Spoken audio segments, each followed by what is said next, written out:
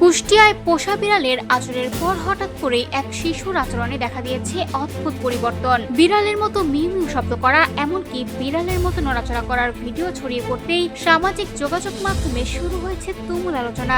অনেকেই প্রশ্ন তুলছেন, শিশুটি কি জলাতঙ্ক বা র্যাবিসে আক্রান্ত হয়েছে? ঘটনার পর শিশুটির পরিবার জানিয়েছে যে বিড়ালটি তাকে আঁচড় দিয়েছিল সেটি তাদের পোষা বিড়াল। পরিবারের দাবি, বিড়ালটিকে জলাতঙ্কের টিকাও দেওয়া হয়েছিল। তবে এখানেই শেষ নয় উদ্বেগ, কারণ বিশেষজ্ঞদের মতে টিকা দেওয়া প্রাণীর মাধ্যমে জলাতঙ্কের ঝুঁকি অনেক কম হলেও একেবারেই শূন্য বলা যায় না। টিকা সঠিকভাবে দেওয়া হয়েছিল কিনা, পুরো ডোজ সম্পন্ন হয়েছিল কিনা, কিংবা টিকা দেওয়ার আগেই প্রাণীটি ভাইরাসের সংস্পর্শে এসেছিল কিনা, এসব বিষয় গুরুত্বপূর্ণ। তবে সবচেয়ে গুরুত্বপূর্ণ তথ্য হলো জলাতঙ্ক সাধারণত আক্রান্ত প্রাণীর লালার মাধ্যমে ছড়ায়। শুধু আঁচড় লাগলেই সবসময় সংক্রমণ হয় না। তবে আঁচড়ের সময় বা ক্ষতস্থানে প্রাণীর লালা প্রবেশ করলে ঝুঁকি তৈরি হতে পারে। এদিকে চিকিৎসা বিশেষজ্ঞরা বলছেন, শিশুটির বিড়ালের মতো মিউ মিউ করা জলাতঙ্কের কোনো প্রচলিত বা নির্দিষ্ট ক্লিনিক্যাল লক্ষণ নয়। তাই শুধু ভিডিও দেখে বা আচরণ দেখে জলাতঙ্ক হয়েছে বলে সিদ্ধান্ত নেওয়া ঠিক হবে না। শিশুটির এমন আচরণের প্রকৃত কারণ জানতে